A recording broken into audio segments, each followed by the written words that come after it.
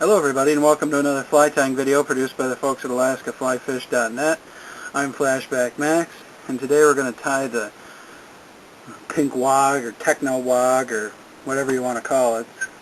You know, kind of like a lot of flies, you know, the original pattern kind of morphed into, 10 dozen different flies, but basically what it is a fly designed to float on the surface, kind of in, slack water or whatever, and, tempt, silvers, and I've heard of other people catching, different, species on it, but basically I believe it's used more or less for silvers.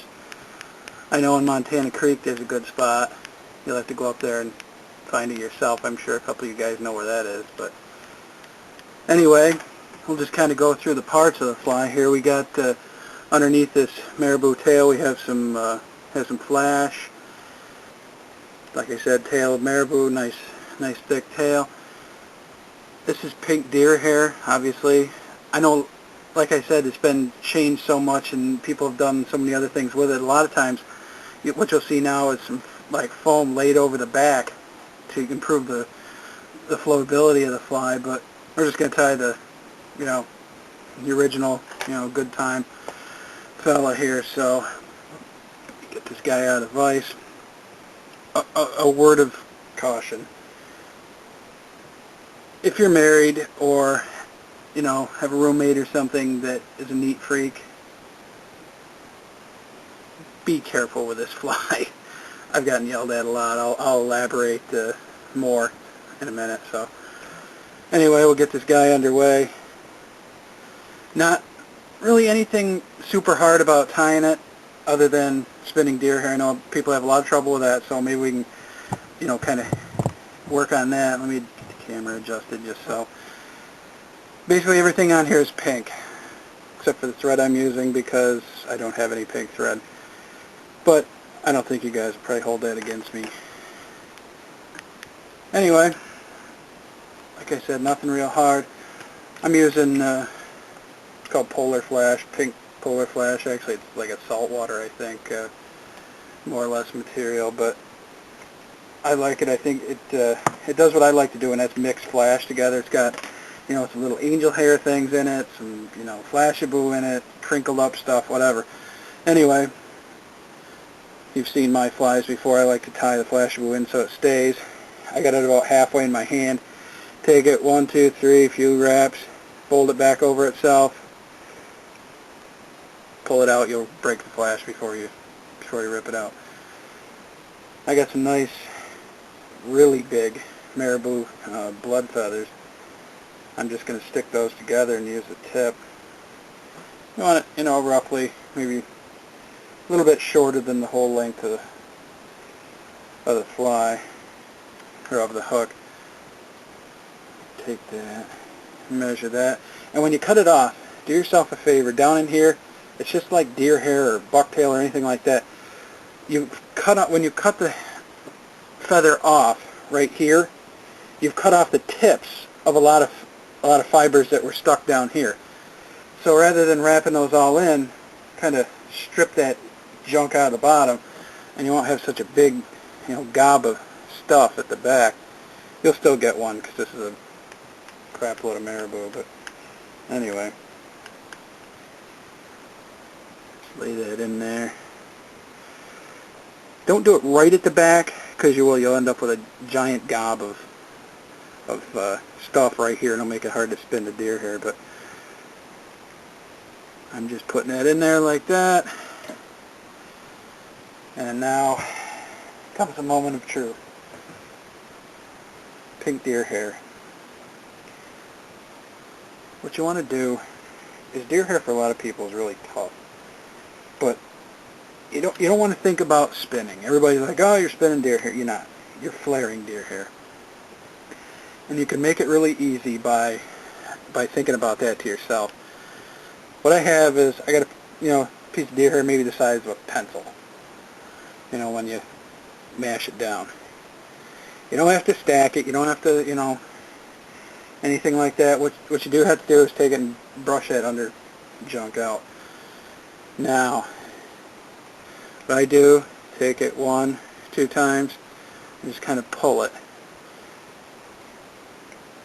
Not hard at all. Some guys have little tools, like I know you can take a big pen. See if I can get this out and cover myself up with ink. What you can do is take it and stuff that. Actually, what you're supposed to do is take this little black part off, but I couldn't get it off. Anyway, and then when you have your nice little puff ball there, take your fingers and pack it. That's the secret to getting a nice tight head. Wrap a couple of times, move up just a hair, and we'll do it again. Just lay it on there, transfer hands 1 or 2 times, round a few more times, pack it together. Don't be afraid. Use some force. If you're going to be timid with this stuff, it's kind of like a dog. It knows you're scared. I don't know, maybe it doesn't. Put it on top, 1 or 2 turns. Alright, I'm going to keep this going. You guys come back in a sec. And welcome back. You see we have grown our wog into a nice healthy porcupine on steroids here. So basically all I've done is just kept the rhythm going all the way up to the eye. And what you want to do is this can be kind of tricky, but take your thread. I got my happy little whip finish here. I'm going to try to comb all this junk out of the way. It's pretty inevitable that you're going to screw this up and you're going to get some hair stuck in there, but I don't think the fish care. They aren't going to do anything. So, well, there she is. You're saying, wait a second, that doesn't look like a techno wog to me. You're right. We got to trim her off, but do yourself a favor.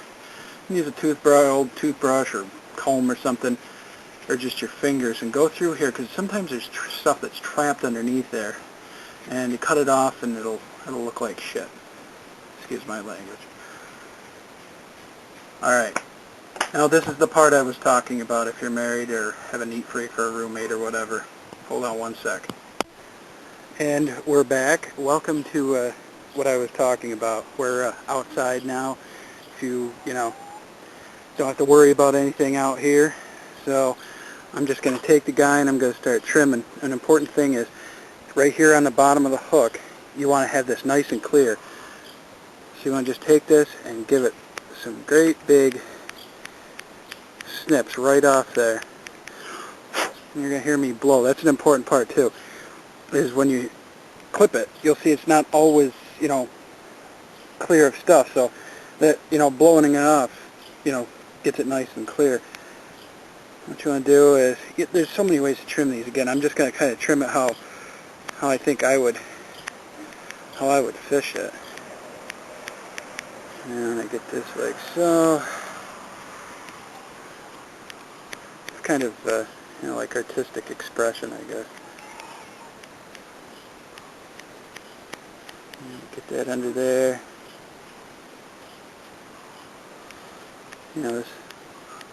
These things aren't made for beauty. If you hear something in the background, it's just a chicken. Hear them? They're breaking in a new rooster. So,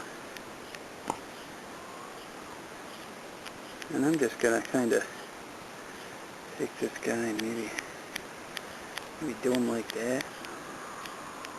I don't know. If I was going to tie up a bunch of these, I think I'd tie some up, maybe go down to some place, some lake, pond or something, and tie them up and say, look and see how they perform and how they behave, based on, this is kind of a square, boxy looking sort of thing. The other one I had was kind of almost like a traditional muddler head. So, but this one has kind of a taper to it. Sorry if I take it out of camera. Doing, 2 things at once here, trying to take a picture and trying to trim this so it looks halfway decent. Anyway, alright, we did this outside. There's, nice beautiful pink little hair fibers all over the ground. I think there was some alien landing here last night, but anyway, that's the fly. Not real hard, so we'll meet you back inside. And here we are, back safe inside. I mean, that's the fly, guys. I mean, like I said, you can Google, Techno Wog or whatever, and check out all the different, styles and whatever. But play around. Maybe you'll figure out something somebody else hasn't. So, well, anyway, if you guys think of something you'd like to see, shoot me an email or a PM or something, and we'll see if we can't fix you up.